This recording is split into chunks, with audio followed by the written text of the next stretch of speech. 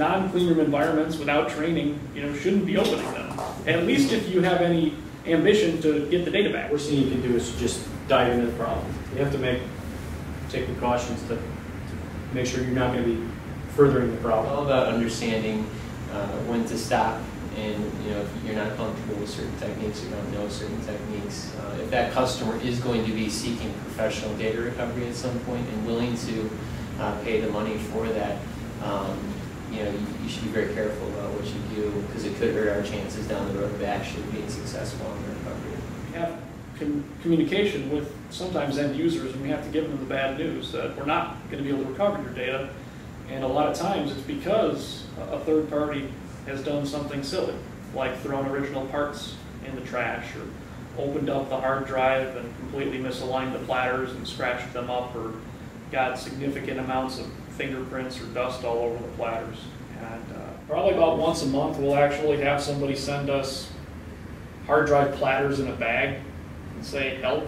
That's kind of always an amusing one. Sometimes it's a computer repair guy who's done that, but more common than that, it's at a computer repair store or facility where a new employee just wasn't properly trained with what the business owner's expectations. Maybe 15, 20 years ago, that type of technique would have actually gotten you somewhere, but unfortunately on the modern devices, these things usually just lead to more harm than good. In fact, even some of the biggest computer chains in the world, I won't mention any by name, but we've had cases come in the door here from, multi-billion-dollar companies where some new kid who's been at the store for 3 weeks just joins the computer repair department, and all of a sudden the service manager looks over and this kid's got the cover off of a hard drive and got his hands up. Believe it or not, that person's trying to help that consumer.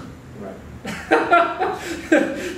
He's not actually trying to be malicious or mean-spirited, or he's actually trying to help. He's like, this thing is broke, let me see if I can open it up and jimmy it.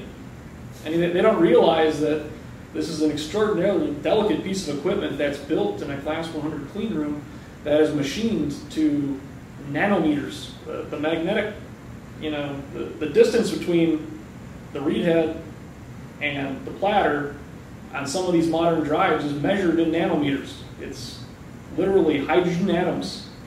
That's the distance. That's called the fly height. Historical techniques that may or may not have worked in the past, but on modern hard drives absolutely will not work. And a lot of it has to do with what Brian just mentioned. You hear techniques of putting them in freezers, and in particular, putting it in a freezer is fairly detrimental to a drive because of that fly height Brian was talking about being so low.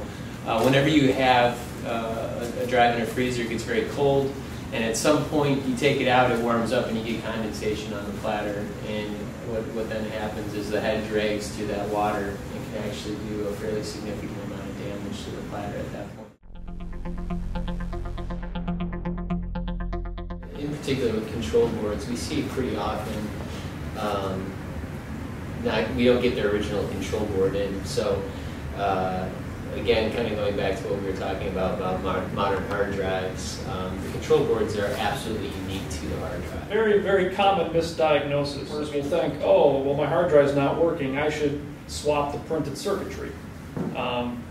If the drive is spinning, printed circuitry is probably just fine. Our hard drive has a lot of in-the-factory specific calibrations that are going to prevent just a board swap. And more than that, 90% of the power that runs a hard drive is to spin that three-phase spindle motor. And when the printed circuitry is smoked or damaged, the most common symptom is the drive will not spin. So if your drive is spinning, leave the board alone. It is a good rule. That's a technique that you are going to try, changing control boards. Label them so that you know which one the original is and which one was the donor, and that way if you do need to send it into a data recovery lab for subsequent work, you can make sure you send the original board, because that's a very, very common thing that we see.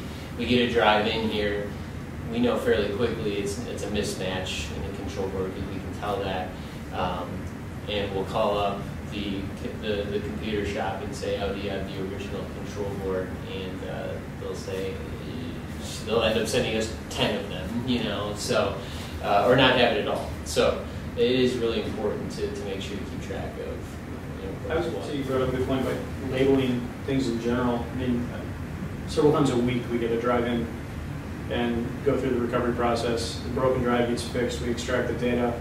The guy's like, that's not my data. Sent in the wrong client's drive. So at a minimum, label your client's drives with some sort of cataloging system that you can very explicitly identify whose drive is whose. Because it's an incredibly common problem that we get the wrong drive. At the very least, get some stickers and put Joe Smith on there and his phone number so that, you know, we can always keep track of whose stuff is whose, because that's a very common problem that we see that is often can lead to some extremely upset consumers.